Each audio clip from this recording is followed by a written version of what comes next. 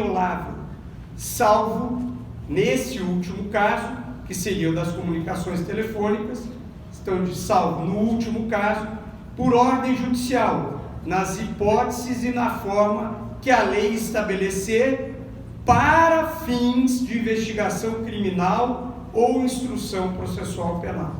Pois bem, a carta de 5 de outubro de 88 foi regulamentada em julho de 96, através da lei 9296, que baliza, então, a forma das interceptações das comunicações telefônicas. Diz o artigo 1º da lei 9296, a interceptação de comunicações telefônicas de qualquer natureza para prova e investigação criminal e em instrução processual penal, repito, para prova e investigação criminal e em instrução processual penal, observará o disposto nesta lei e dependerá de ordem do juiz competente da ação principal sob segredo de justiça. A lei 9296 regulamenta tão somente as exceções, que são aquelas especificamente a serem trazidas para o seio, para o corpo da investigação criminal. Fora desse espectro, a Constituição por si só já proíbe. A Constituição por si só já é clara. A inviolabilidade existe e faz uma ressalva. Eu há pouco li para vocês. A ressalva é, no caso das comunicações e dados telefônicos, em hipótese de investigação criminal. Pois bem, nós avançamos de 96 para cá. Quem tem um pouquinho mais de idade vai lembrar que em 96 a telefonia celular era incipiente ainda no país. Tínhamos 4 anos de implantação do sistema de telefonia celular.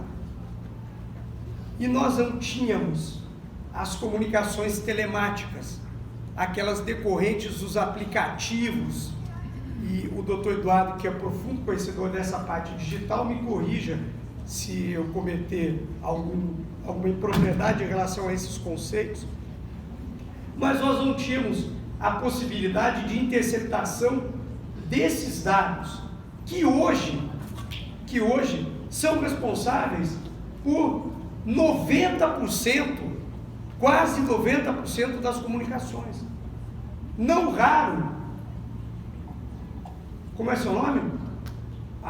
Colega? Eliana. É Eliana. Passar o WhatsApp para a sua irmã, para a sua filha, o seu filho, dentro de casa ou receber do filho. Mãe, vem aqui no quarto. E assim você faz dentro do próprio escritório. As comunicações telefônicas nem mais fazemos por interfone do escritório no ramal. A gente tem feito por WhatsApp, por Telegram, muitos por comunicação de Instagram. Quando eu quero falar com os meus filhos, a última coisa que eu faço é uma ligação telefônica. Eles não vão atender. Eu mando mensagem no WhatsApp. E aqui reside o âmago de toda essa questão. Com as interceptações telefônicas, com a comunicação telemática, a possibilidade de invasão, porque eu esqueci meu celular, lá ia pegar. Essa pecinha, o smartphone, é um computador. Então, antes, a invasão dos hackers, nos grandes computadores que tinham o tamanho de todo esse auditório, lá na década de 60, depois virou o PC, dos mini computadores, né? Os pequenos computadores, os notebooks, isso tudo é obsoleto. Os melhores computadores que nós temos e que não nos deixam mais solitários, ou estamos solitários demais por conta deles, são os smartphones. E a partir daí surge então um dos fenômenos sociojurídicos mais relevantes do ano de 2019, a chamada Operação Vaza Jato. os diálogos publicados pelo portal Intercept, recebidos pelos jornalistas que, sob o manto do sigilo e do segredo da fonte, revelam mensagens que supostamente foram trocadas entre procuradores da República que estavam à testa no comando da Operação Lava Jato. A ação desses hackers invadindo os computadores, os smartphones desse grupo de WhatsApp, ou de Telegram, na verdade, não era, esse era o aplicativo Telegram, é ilegal? Sem dúvida alguma. Sem dúvida alguma. Eu sou um dos maiores críticos da Operação Lava Jato, dos seus excessos. Tenho motivos e conhecimento próprio de vida advocatícia para conhecer e para relatar modus operandi que nós, como advogados, sempre desconfiamos, mas que não podemos afirmar categoricamente. Esses diálogos vieram à tona. E a ratificação ou não desses diálogos é que passa, então, a nortear aquilo que seria lícito ou ilícito. A ação ou as ações dos hackers em invadir e coletar o material, indubitavelmente, é uma ação de natureza criminosa. Se não criminosa, é criminosa, mas na pior das hipóteses, ilícita e o conteúdo dali extraído, nulo. Com relação a isso, eu não tenho dúvida. Mas as reações daqueles citados nos diálogos, as manifestações daqueles que foram mencionados nos diálogos, vazados pelo site da Intercept, essas manifestações, elas são ilícitas?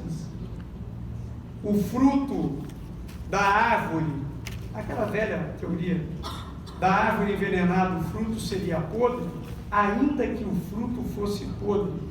E aí há um ponto interessante para se debater. O que está em discussão é até onde os citados naqueles diálogos que caracterizaram a Operação Vaza Jato ratificaram ou não o conteúdo.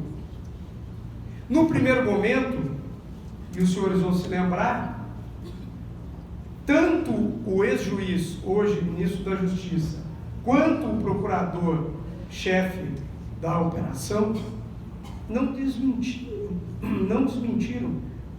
o conteúdo. Pelo contrário, tentaram defender aquilo que estava transcrito pelo site Intercept como uma atitude normal de uma relação entre juiz e membro do Ministério Público. Há uma presunção evidente de veracidade à conversa no momento em que ele, magistrado, ou o ex-procurador, ele já não era mais juiz, perdão, que foi em abril de 2019, ele já era ministro da Justiça, não desmentem o conteúdo.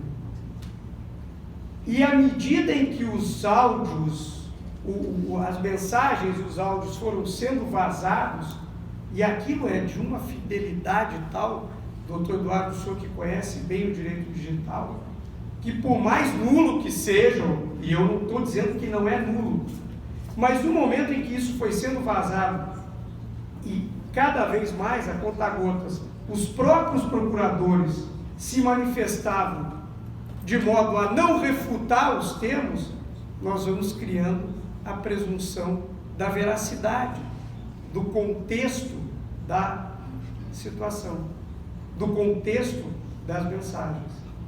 As provas no todo, é uma discussão muito delicada. As provas colhidas, os indícios colhidos, podem ser efetivamente ilícitos. Mas nós estamos falando aqui não em ratificar a ilicitude de uma prova, mas sim em uma nova prova, a prova da confissão, colhida por meio de confissão de quem decidiu produzir prova contra si mesmo. Ora, pessoas tão experientes, quem sabe nunca atuaram na esfera defensiva e, de maneira, louve-se, de uma maneira extremamente espontânea e verdadeira, disseram, não, isso não tem nada demais. Nós falamos, eu falei, teve uma procuradora, inclusive, que pediu desculpas pelo Twitter à família do presidente Lula, quando ela zombou do parecer que foi dado, evitando a presença do ex-presidente Lula no velório do seu irmão. Aquele pedido de desculpas, por si só, é uma ratificação de que efetivamente a mensagem ocorreu. Ninguém pede desculpas por algo que se traduz por meio da imprensa, se efetivamente aquilo não ocorreu. Então eu não estou aqui a defender a ratificação de uma nulidade. Estou a traçar uma distinção entre uma nova prova obtida a partir da declaração daquele que reconheceu a validade das mensagens. Não, mas eu não reconheço. O chefe da Força Tarefa, o menino lá, o Dallagnol, muito fervoroso, disse, não, eu reconheço partes, algumas partes. Ora, ou aquilo tudo é rígido, ou não é, mas se ele reconhece parte ou não, na parte que efetivamente ele reconhece e se defende, a prova é nova. Nós estamos falando aí de produção de prova contra ele mesmo, ou a favor, ele vai entender, ele pode até entender que a prova não é contrária a ele, e isso é o mérito do indício no primeiro momento e da prova depois, quando houver processo.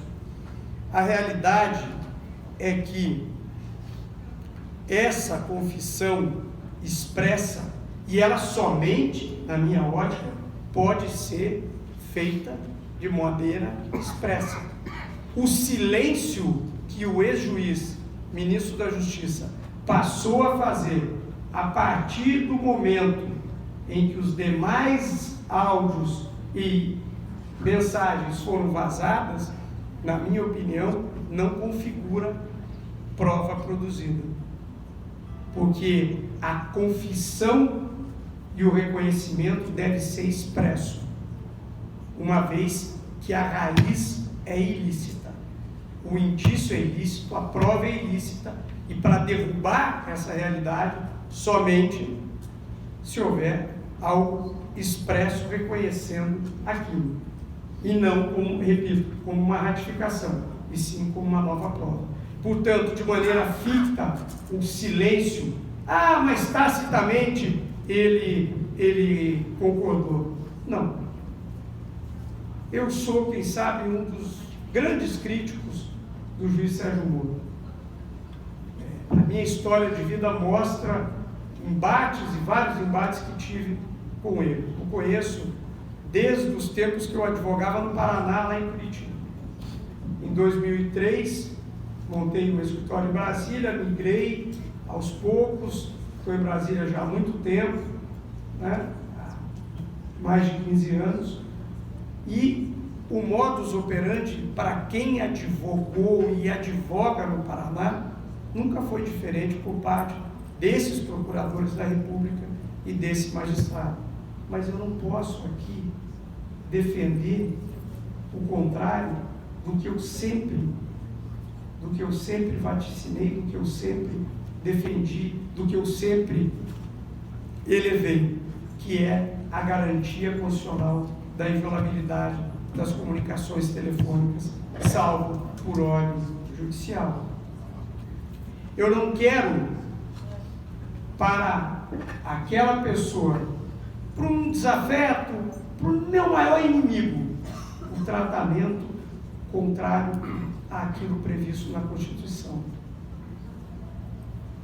O Ministério Público, muitas vezes, tentou emplacar e fazer valer a prova, ou uma prova ilícita, fazendo ilações as mais diversas possíveis, na tentativa de que os fins, ou sob o argumento de que os fins justificariam os meios. Mas eu não desejo isso e jamais emprestarei essa interpretação às ações absurdas, se verdadeiras, algumas já confessadas, dos procuradores da Lava Jato e nem mesmo do ex-juiz. E por quê? Porque se isso não for aceito, ou perdão, se isso for aceito e for relativizado, amanhã bate às portas do nosso escritório, presidente Inês. Porque nós teremos aí sim hackers invadindo os nossos telefones, as nossas conversas de WhatsApp com os clientes e fazendo daquilo prova lícita, quando na verdade a Constituição assim proíbe. Nesses tempos em que cumprir a Constituição passou a ser um ato revolucionário, não se deve abrir precedente para esse tipo de situação. Prefiro, portanto, defender sempre a ilicitude dessa prova, mas analisar que o reconhecimento daquele conteúdo é, sem dúvida alguma, uma nova prova, e a partir de então, com o reconhecimento, se é possível, sim, processar criminalmente, civilmente, administrativamente, sob o aspecto disciplinar, o que, inclusive, está demorando a acontecer. Agora o ministro Fux derrubou a liminar que impedia o processamento do chefe da Força Tarefa, e o CNMP deve continuar o processo. Mas isso é um problema dele, ele vai se defender, é bom, vai ter que contratar um advogado, quem sabe assim passe a valorizar um advogado, coisa que ele nunca fez ao longo de toda a sua carreira. Associado à Bracrim, né, doutor? Associado à Bracrim, exatamente. Bem lembrado, Rodrigo. E como fica então esses vazamentos do portal Intercept? Agora a análise da conduta do portal. Por onde e de onde vieram essas mensagens?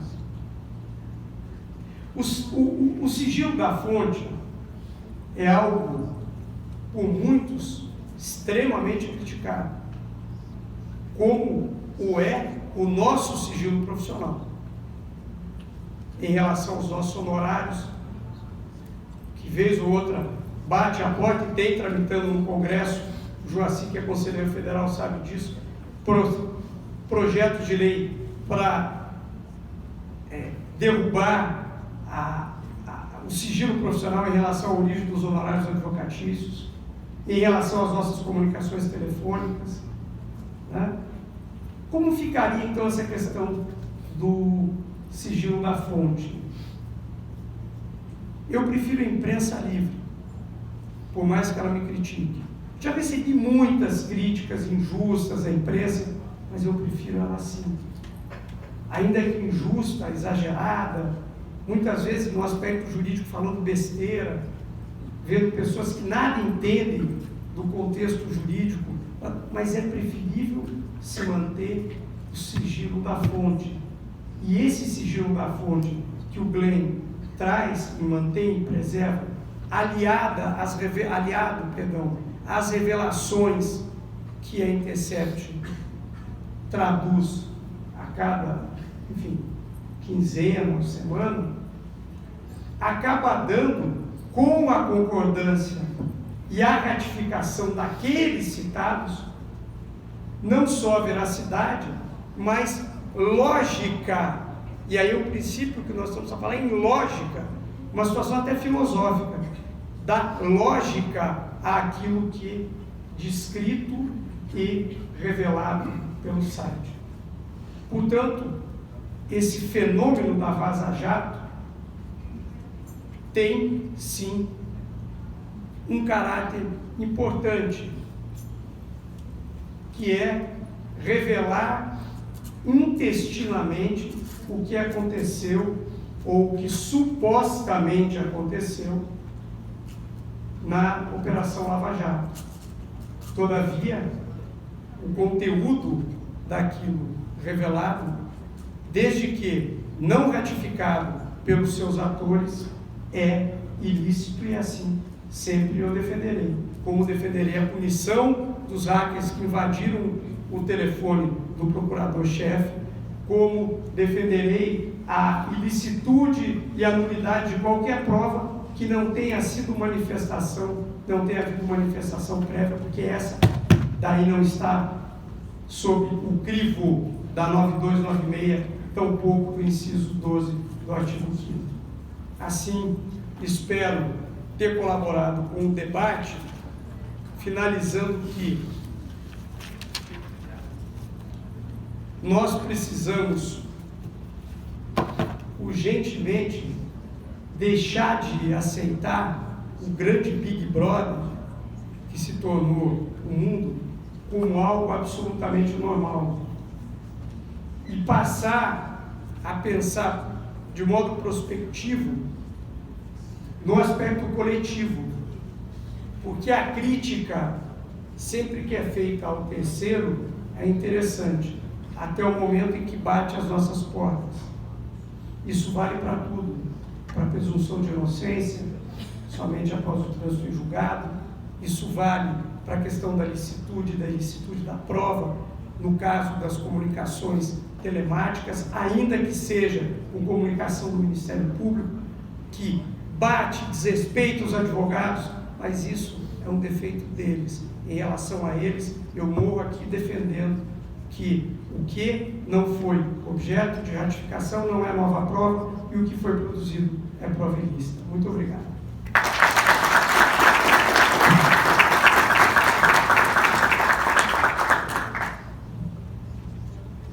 Passo a palavra agora ao debatedor.